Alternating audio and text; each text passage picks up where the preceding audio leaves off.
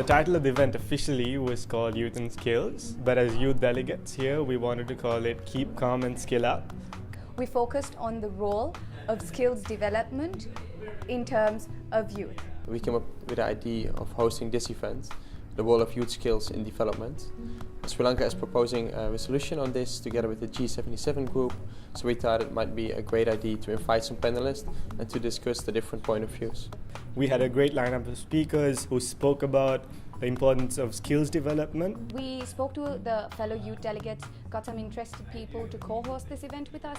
We got on board the youth delegates from Netherlands and from Georgia to co-host this event. So we started out with a little team, and we also had our mentor, who's the third secretary at the Sri Lankan mission, Jaithma, to mentor us to host this event. I live in the Netherlands, and a lot of young people, which I spoke to in the past years, they see that there is a mismatch between education, the universities they go to, and the working field.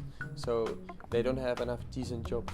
So through talking about youth skills development and by connecting the education system better with the working field, I think that's of great importance of young people. On the panel was our PR, His Excellency, the Ambassador, Dr. Palitha Kohana.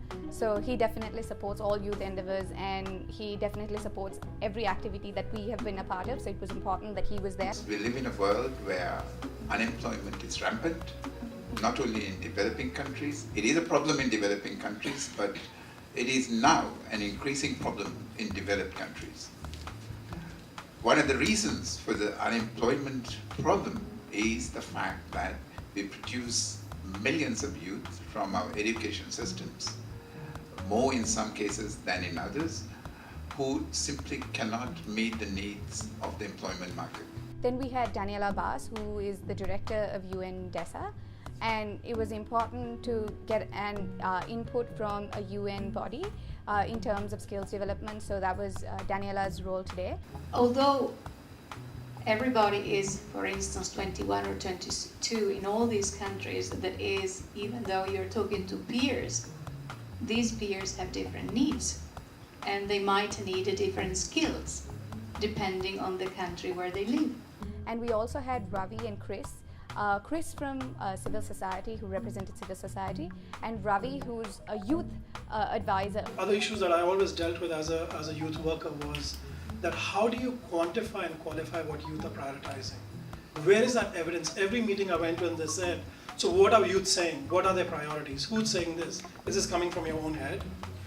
So My World Survey is one of the biggest survey ever conducted on UN system in a policy process, has reached over 5 million people from across 193 countries. People understand what they need for their own development and growth.